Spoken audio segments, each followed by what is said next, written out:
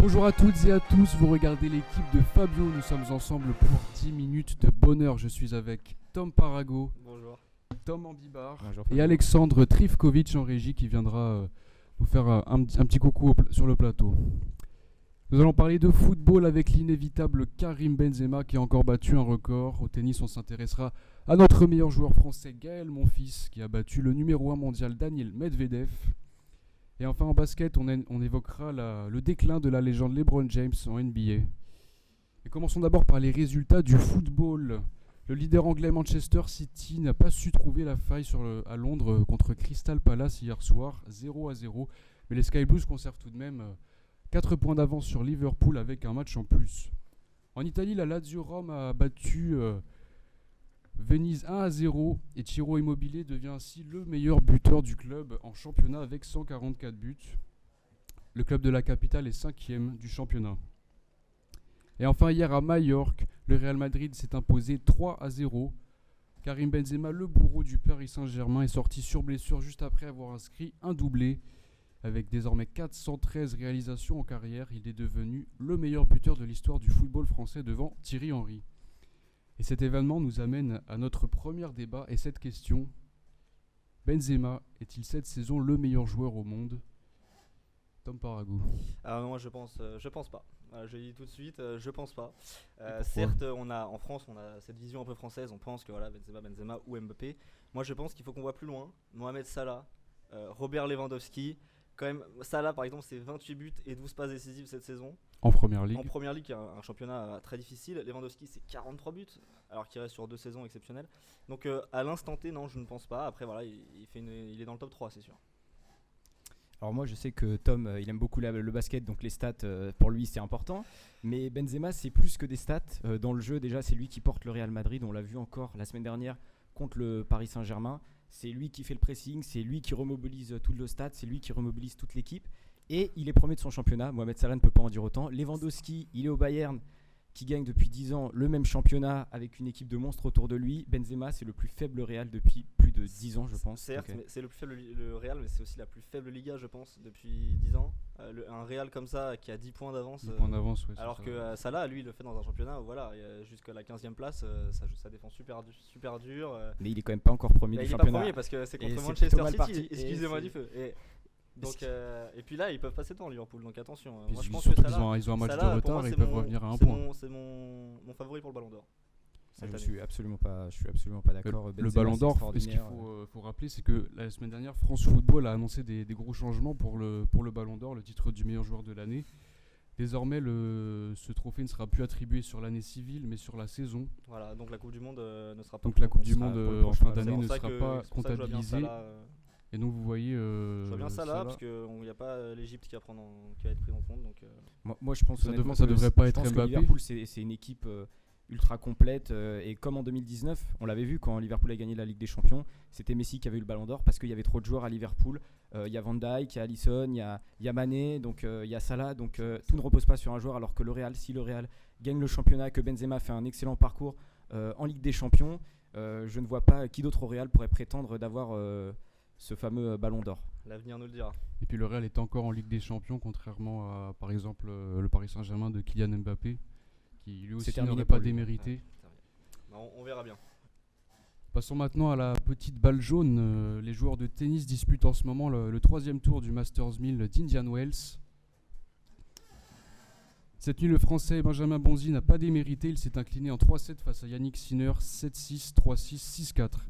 Petite surprise pour Jenson Brooksby. Le 43e mondial s'est offert Stefanos Tsitsipas en 3-7. Victoire également de Cameron Norrie contre Nicolas Basilashvili et Nick Kyrgios face à Casper Ruud. Chez les dames, l'Espagnole Paula Barbosa a battu sa compatriote Sara Sorribes Tormo.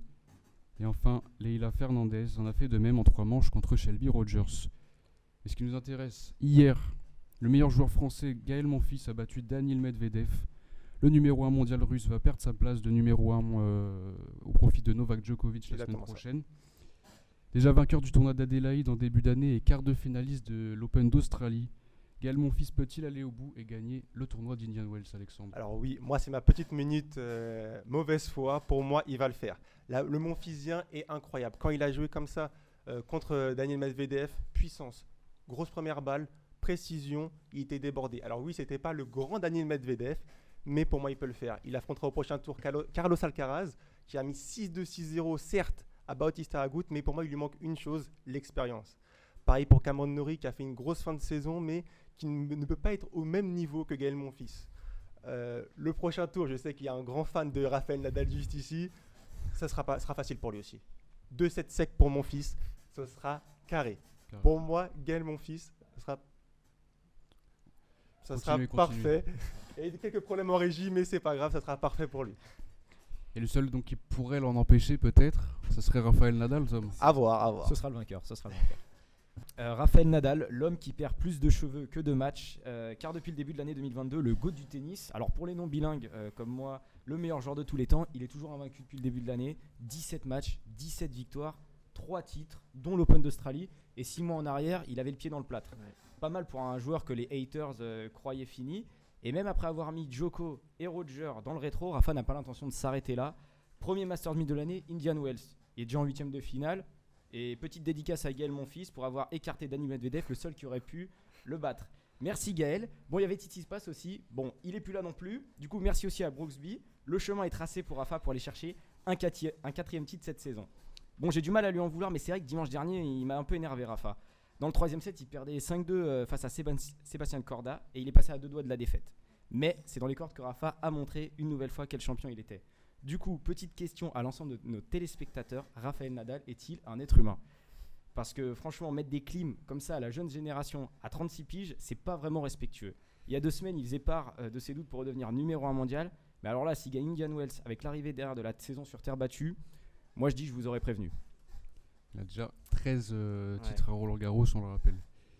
Et bien en NBA maintenant, pour terminer, le duel de potentiel MVP entre Philadelphie et Denver a tourné à l'avantage de Nikola Jokic qui remporte 114-110 le match contre Joel Embiid.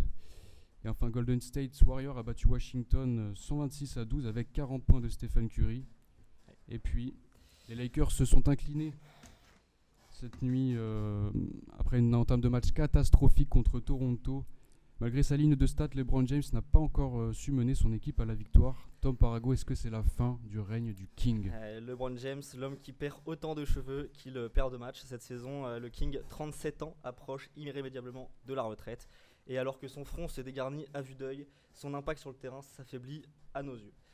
Les terribles Los Angeles Lakers sont dans les bas-fonds du classement de la conférence Ouest cette année. Et même s'ils s'accrochent à une place en play-off dans les semaines à venir, ils ne font plus peur à personne. Encore une saison ratée donc pour LeBron, après l'année dernière finalement sans le Covid et des playoffs joués à Disneyland. Certes couronnée d'un titre, la carrière du King à Los Angeles serait une énorme déception. Aujourd'hui, malgré son physique de blindé soviétique, LeBron ne défend plus du tout, laissant ses coéquipiers seuls, laissant des petites brindilles frêles comme Alperen Şengün ou Josh Giddey scorer sur sa tête. En termes de leadership, son attitude est franchement discutable, pas d'investissement, aucune envie, aucune remise en question. Il donne vraiment le mauvais exemple. C'est un peu le Neymar du basket, non ? Et il n'a pas non plus aidé son équipe.